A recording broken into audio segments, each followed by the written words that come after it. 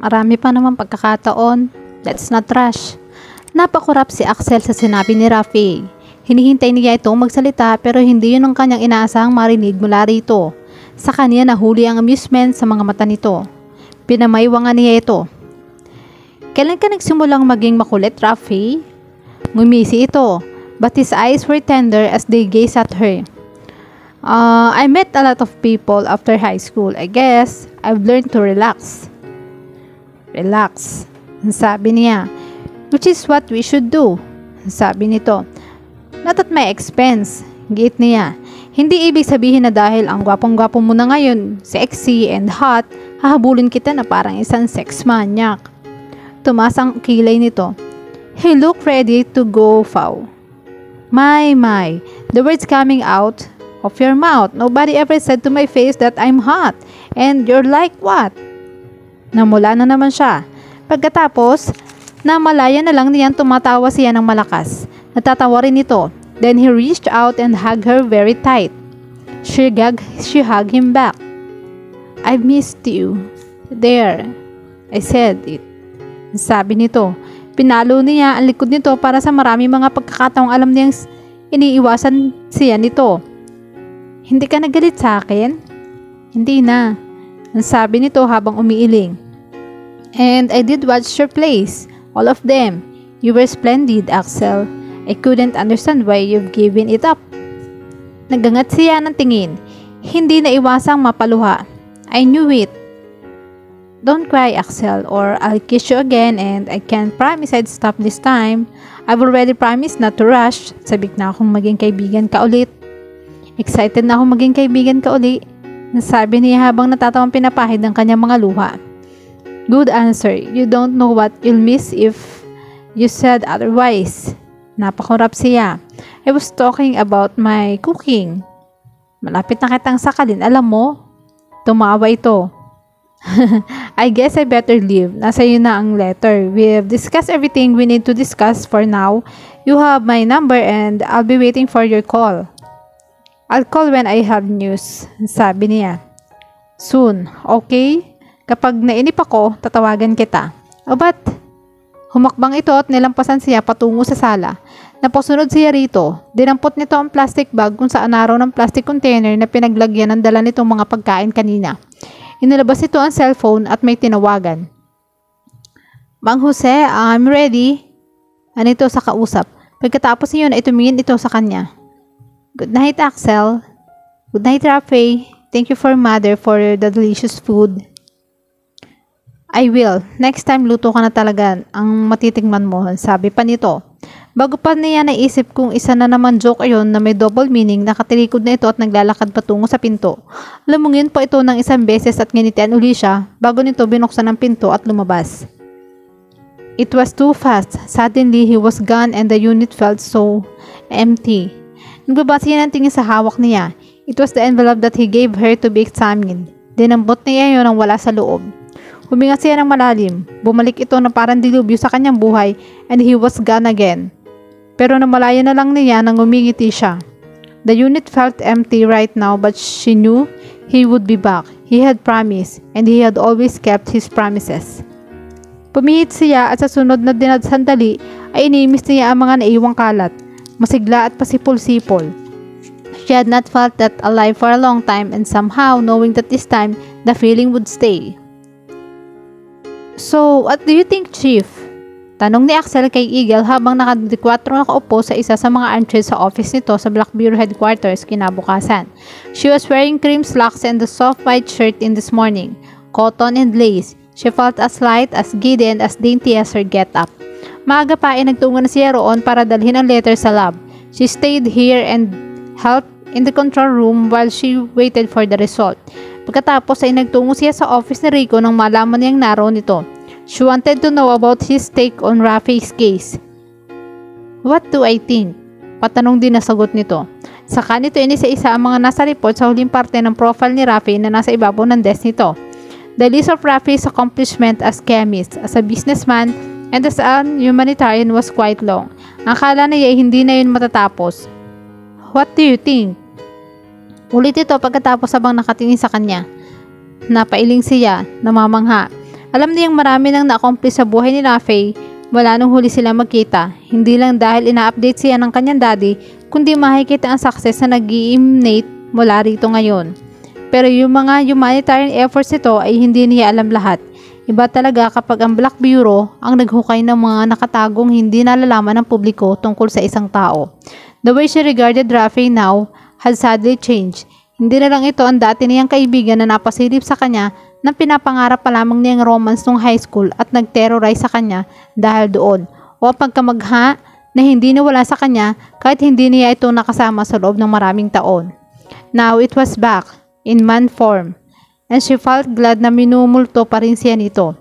She realized that Rafe had an identity all his own now, yung personalidad na walang kinalaman sa kanya, isang personalidad na hindi kayang maapektuhan ng kahit anong sino. Maliban sa nanay nito, napangiti siya sa kanyang sarili. Is there something you want to tell me? Tanong ni Rico. Nabura ang ngiti niya nang makita ng katitig ito sa kanya at malamang napapunod nito lahat ang nagdaang ekspresyon niya sa mukha. That would be a lot. Wala akong pakialam kung siya ang pinakamatalinong chemist o ang pinakamayaman ng businessman sa balat ng lupa, Eagle. I want him safe. Alright. Nagbukas ito ng drawer at may inilabas itong isang maliit na electronic book, yung klase na magkakasya sa isang nitong kamay. Binuklat nito yon, saka inihanda ang mga daliri sa ibabaw ng itim na keypad. Nagdudang tiningnan niya ito. Hindi siya kumbinsido sa mabilis sa pag-ayon nito sa usapan. Ito man ang pinuno ng bureau, kaibigan din niya ito. Both reasons demanded her shouldn't be kept in the dark. We kissed last night. Nagiinit ang mga pisnging pag-amin niya. So, I think if we'll always bump into each other, well, kiss again. I don't think this is the time for us to explore this, Rico. Not while his life is in danger. Let me get this straight. Hindi ka pa rin sasama sa misyon dahil natatakot kang tuwing magkikita kayo, you'll kiss him again? Anito, don't you think it's about time you start kissing somebody? Tinignan niya ito ng masama. Do you play this change personality game with Nat all the time? It's crazy. Ang tinutukoy niyang Nat ay ang asawa nitong si Natalie o ang agent Dove sa bureau. You know I'm a beauty in her hands. Natatawang sabi nito. Pagkatapos ay may sinabi ito tungkol sa mga tumatandang dalaga bagaman sa mahinang tinig at habang hindi ito nakatingin sa kanya. Rico! Sikmat niya. Below the belt na yan ha? What's wrong with the man anyway? Tanong nito tuloy ng inabando ng chief facade. You're always finding something wrong with every man. Every of them was wrong. And now you find someone you can stop kissing and that's wrong? Tanong nito. Of course not, but I'm scared. Napakurap ito. Of him? His personality profile indicated he can kill or riot. Sarkastikong sambit nito. Not of him, of falling in love, of being vulnerable. He could be my happily ever after, yet I can't be 100% sure. And if it turns out not to be that happily ever after, that could hurt me. Really? That? Parang natatawan sabi nito. Yes, that. Maraming beses na ako na-disappoint, but those were nothing compared to what I would feel if I get disappointed with him. Ayoko nang ma-disappoint kay Rafe, Rico. Ang daing niya. I don't want to lose him again. Hindi ito nakapagsalita. At hindi lang yon. What if I'm forced to choose? What if he doesn't want me to work in bureau anymore? Kaya ko ba? And if not, I become a family person, I may not be able to work again. Mabuti si Trisha, in-house agent. I'm a failed agent. I can't be distracted. I might lose my job. I might lose my life. Ang nasa isip-isip niya. Tumaas sa mga kilay nito. Axel, lahat ng mga nakapag-asawang agents natin, they didn't lose their jobs. They just get promoted. And you know, I will not think to send you out kung hindi ka emotionally ready. Yeah, to desk jobs. And I'm used to living alone. I like living independently and I'm a woman, Rico. I'll have kids. I'll be very emotional. I'll be a total personality change and I don't know if I can play that part.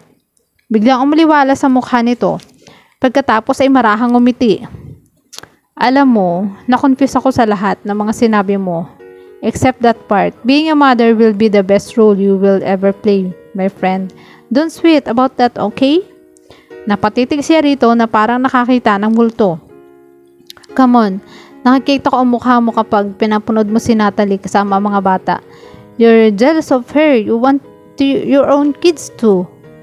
Nagkabikig ang kanyang lalamunan sa sinabi nito. Sa kanyang isip, nakakita siya ng dalawang bata, ang batang babaeng kamukha niya at ang batang lalaking si Rafi. Nung bata pa. Mataba, cute at bibo. At nakikita rin niya ang sarili na tulad ng mami nito, overprotective, ever worried, or everything. It was crazy, hindi yun ang Axel, ang chameleon na nakilala niya. Napahawak siya sa kanyang ulo. She was feeling a head rush. Axel? Nag-aalalang tawag sa kanya ni Rico. Get out of my head, paungol na sabi niya. But I'm over here. Natatamang sabi nito kahit alam nito ang ibig niyang sabihin. Maybe you should contact the girls. Nag-aalalang sabi nito. They'll do some good. You're clearly overwhelmed, friend. Go and visit my wife. Call Trish and Gracia too if you want. I might be here all night, so don't worry about me catching anything immature like you teaching my son to throw ink darks on the wall. Namula siya. It wasn't the wall but a newspaper. Photo of corrupt politicians making face. Said politician is really stupid. Plus, hindi ako nagpasimuno nun kundi si Berting. Chameleon. I'm sorry, it won't happen again, okay? Mariana's doing us another favor and she won't be here today, so I guess you would be missing her direct assault kind of advice, but I get it. You don't have to work all night, so uuwi na ako. Dinampot niya ang kanyang bag sa tabi ng silya at tumayo na. Kung magbabago ang isip mo, laging libre ang guest room. Binilata niya ito na parang bata bago siya pumihit patungo sa pinto. Axel, tawag nito bago siya tuluyang makarating sa pinto. Handa na naman sana siyang bilatan nito, pero nang lumingon siya, seryoso na ang mukha nito. Nakatingin ito sa console na nagka-built-in sa mahaba, L-shape nitong desk. Tumingin ito sa kanya habang gumagalaw na mga daliri nito sa input device ng computer system ng Black Bureau. Galing na sina Wire at Hawk sa office ni Mr. Gonzaga kanina. Nasa control room si Wire ngayon. You can go there if you want and ask him about Rafi's case progress. Thanks. Nasambit niya. Ngumiti ito sa kanya at tumango. Lumabas na siya ng opisina nito para magtungo sa control room. It was all right. Report ni Agent Hawk o ni Grady San Gabriel na nakasalubong ni Axel habang patungo siya sa control room. Pauwi na lalaki. Isa ito sa mga original list, bibihira na itong lumabas ngayon sa field maliban sa isang espesyal na mga misyon dahil may asawa na ito at may dalawang anak. Pinagpasalamat niya nang malaman niyang kasama ito ni Wire sa kaso ni Rafael. Pero nagagulat din siya.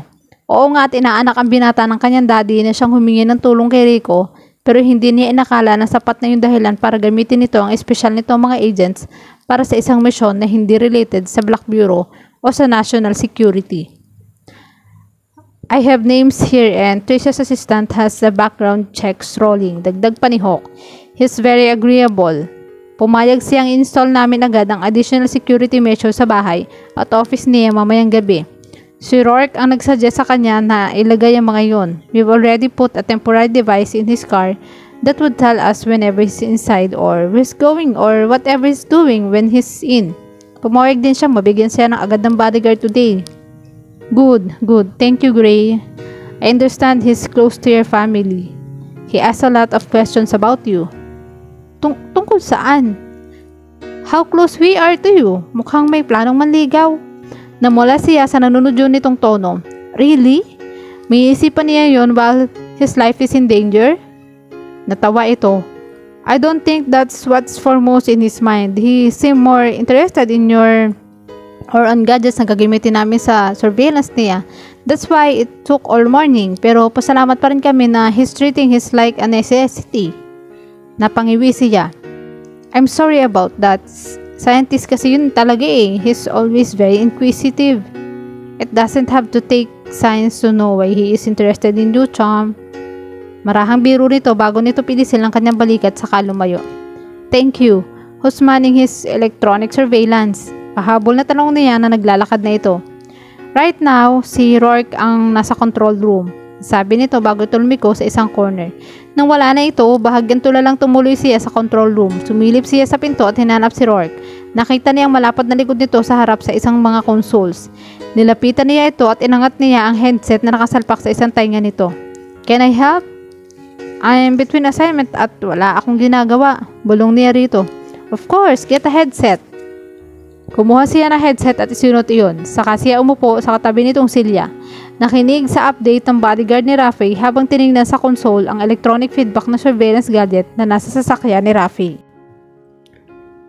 Nagsisi si Axel sa kanya impulsiveness 5 minuto pagkatapos maupo sa tabi ni Rourke. Ayaw parang mag-rush kaya pala. Rafi was on the date tonight, a date, with Mia and LaGuardia. Kinontrol niya ang nararamdamang selos habang nakaupo sa tabi ni Rourke dahil kapatid nito ang babae. Pinakikinggan nila ang updated report ng bodyguard ni Rafi na nakapwesto sa isang table sa discreet na distansya sa table ng mga ito. Sa harapan niya ay ang monitor kung saan makikita ang audio authentication ng 2 boses. Hindi man niya narinig ang mismong boses ng mga ito, alam niyang animated ang pag-uusap sa pagtalon ng mga waves sa graphs. They were really having a good time. And there she was, like a sitting duck. Hindi niya magawang itanggi sa selos nga ang nararamdaman niya sa bilis ng pagsalakay niya the moment she realized what Rafi was doing. She couldn't find fault in Mayan. She was pretty to look at, had a good business sense, and had a good head on her shoulders. If she was what she knew her to be, she would not let someone like Rafi to go. He was a virile-looking man and a successful businessman to boot. No one would dispute he was also very intelligent. Why wouldn't he have successful social life? Ang masakit as usual kapag anong mayroon ng balakid, saka siya nagiging sure na gusto niya ito. Siya ang may kasalanan niyon. Why couldn't she make up her mind? Ayon sa graph, man was more sure than her. Bumuntong hininga siya. Napasulap siya kay Rourke nang maramdaman niya ang tensyon mula rito sa kabila ng distraction sa kanyang isip. She was tuned to her coworkers more because of practice than anything else. Imboluntaryo niyang pinakinggan ng mabuti ang report ng tinig ng bodyguard ni Rafi sa kanyang headset habang pansamantalang isinasantabi ang kanyang mga sentimiento. Agad din siyang natensyon. Kenneth, the bodyguard, was sending an emergency code blue. It was a request for immediate backup. Every agent within a program parameter would receive it, but those who had been chosen to respond would have a red light turned on his or on her black bureau watch. Kenneth Barrientos was a new recruit, a former Marine like Rico. He was capable, down to earth, and had a sharp mind. Base sa mga qualities ito, alam niyang magiging isang magaling itong agent pagdating ng araw. Inireport ni Kenneth ng mga sandaling iyon ang isang suspicious-looking vehicle na nakaparada ng ilang minuto sa kabila ng kalsada sa restaurant. Mula nang pumarada ron ng sasakyan, hindi pa lumalabas ang driver niyon. Nothing else was happening anywhere within Kenneth's seeing perimeter. Pero hindi maganda ang kutob ng agent sa gray na kotse kaya humingi ito ng backup. Namalayan na lamang niyang tumatayo siya mula sa kanyang silya. Na-trigger ng gut feeling ni Kenneth ang sarili niyang pagdududa. As an elite agent in the field, she relied more on her instinct than on anything else. Practice every season, field agent of the Bureau and mastered. Like religion, like faith, she just knew Rafi was in danger right that very minute. "I'm going," sabi ni Rourke. "No, chum. I'm going. You stay here." Nasitinig nito ang matinding pag-alala sa kapatid. "No, you need me there, Grace. On his way home, he's in the other direction and won't be able to turn back quickly. Kailangan mo ko." Sandali lang itong nag-hesitate. "Let's go." Agad may pumalit sa pwestong iniwan nila sa kontrol. Pagkatapos ay tumakbo na sila patungo sa garage area kung saan nagtagpo ang mga re-responde bago umalis. "I really enjoyed talking to you, Rafi." Nakangiting sabi ni Mayan sa kanya nang nagkakape na sila pagkatapos ng informal dinner kung saan niya ito inimbita kaninang tinawagan niya ito sa shop ng mga ito. "I really wish Gabby was able to come para madiscuss din niya sa iyo yung mga trendy changes na ginawa nila sa ibang mga gadgets na request mo. Sayang, limited ang alam ko. Don't worry.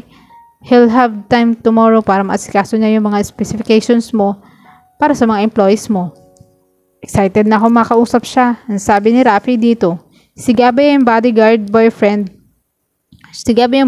ng dalaga na isa sa mga directors ng isang malaking electronics company na nagdi-distribute ng ilang gadgets na namean sa malaking market at nag-e-export niya sa ibang bansa.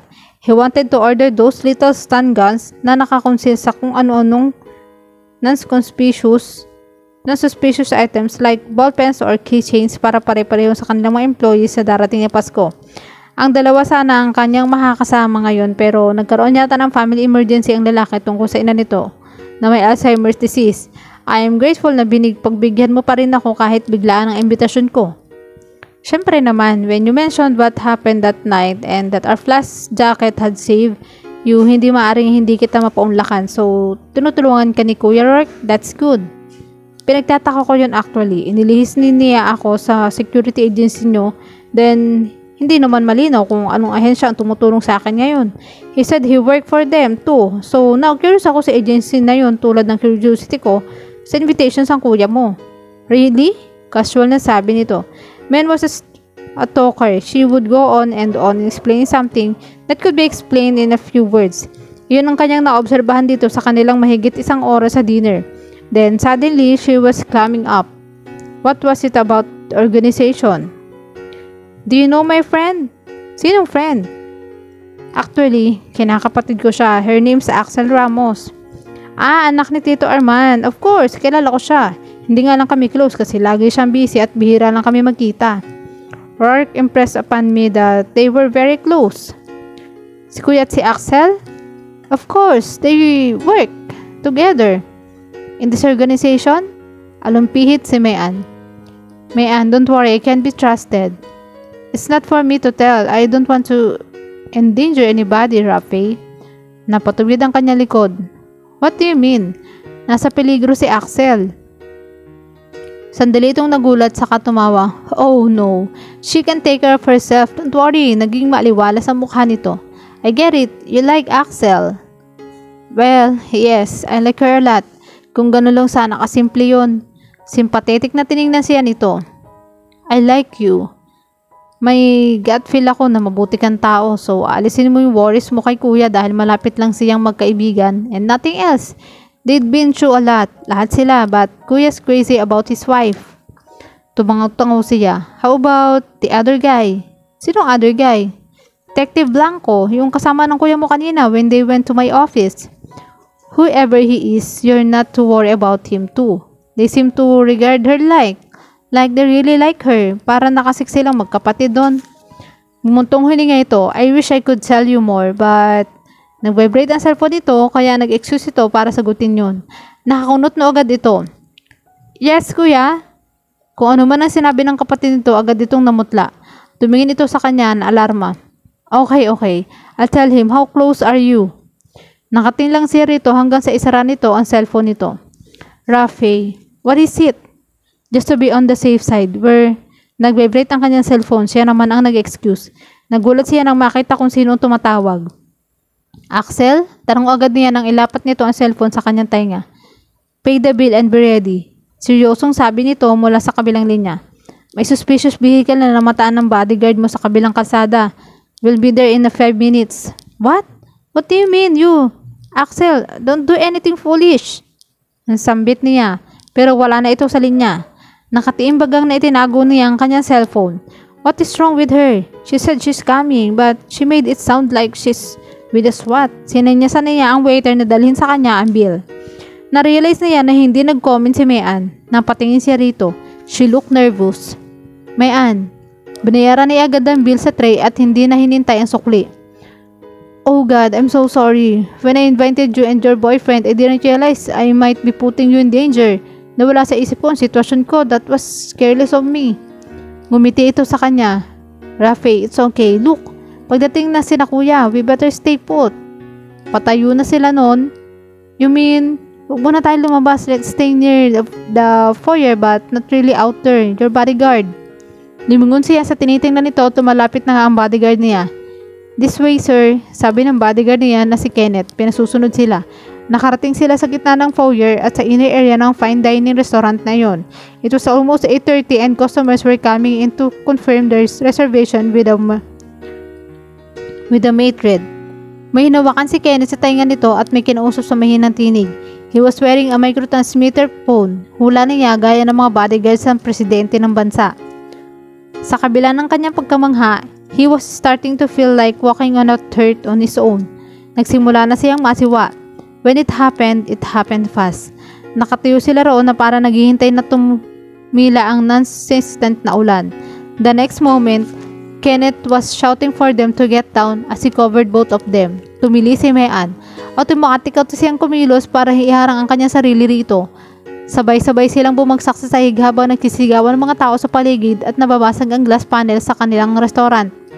Kasing bilis ang biglang pag-ulan ng bala ay ang pagkawala niyon, pero hindi ang katahimikan. A lot of people were shouting in terror and everybody was scrambling to hide under the tables.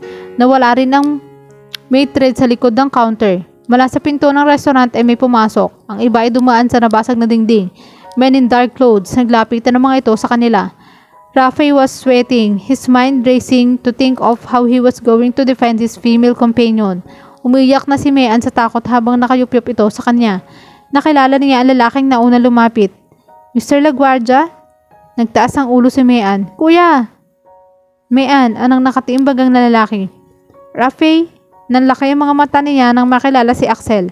Agad niya itong hinila. Dapa, Axel! Baka bumaril ulit sila. Bumagsak sa tabi niya ang babae. Rafi, it's okay. They got them. Is it safe? Tanong niya habang iniharang dito ang isang braso. Tumango ito. Hawak na mga kasama ko ang mga bumaril sa inyo sa labas. Sabi nito habang inilalayang tumayo ang nangangatal na si Mayan. Maririlib na sana siya maliban ang iangat niya ang isa pang kamay mula sa sahig at nagulat nang maramdamang basa iyon at malagkit. Tinignan niya iyon at napamaang nang makitang basa iyon ng dugo. Agad niyang hinagilap ng tingin si Kenneth na nakahandusay pa rin. My God! Sambit niya. Nagulat siya nang itinihaya nito at lumantad ang sugat sa leeg nito na bumubulwak ng dugo. Horrified, he automatically covered the wound with his hand, using his palm to cover the flow of blood. Sumigaw siya, "Call an ambulance!" "We'll get him to the van," ang sabi ni Rourke na yumuko para buhatin ng lalaki. "Mayan, someone's going to get you home, okay?" Yes, kuya." "Axel," tawag niya nang humakbang siya pasunod kay Rourke habang hawak pa rin ang sugat sa leeg ni Kenneth. His clothes were soaked with blood. "I'm here," sagot ni Axel. Katabi niya itong tumakbo. "Stay near me," ang sabi niya rito. "You bet." Anito na mabab, pero matatag na tinig habang isinuksok ang baril sa hawak nito na holster niyon. Pagkatapos ay dinagdagan nito ang pressure ng hawak niya sa leeg ng bodyguard ng dalawang kamay nito. She's got a gun in her hand. Pakiramdam niya ay lumulobo ang kanyang ulo sa lahat ng nangyayari. Nakapasok sila sa van, isang malaking van na kulay gray at lumang model, pero ang computer consoles na nakahilera sa magkabilang gilid ay kabaligtaran ng kawalan niyon ng karakter sa labas. Somebody pulled something and stretcher appeared in the middle of the vehicle's interior. Hindi pa man siya nakakabawi rito, nakita niya si Rourke LaGuardia nagsasalita sa itim nitong wristwatch. "Prep the white room. We need an agent, Doc," sabi nito. "Agent, Doc? Of course, the watch is transmitter too." The vehicle started to move.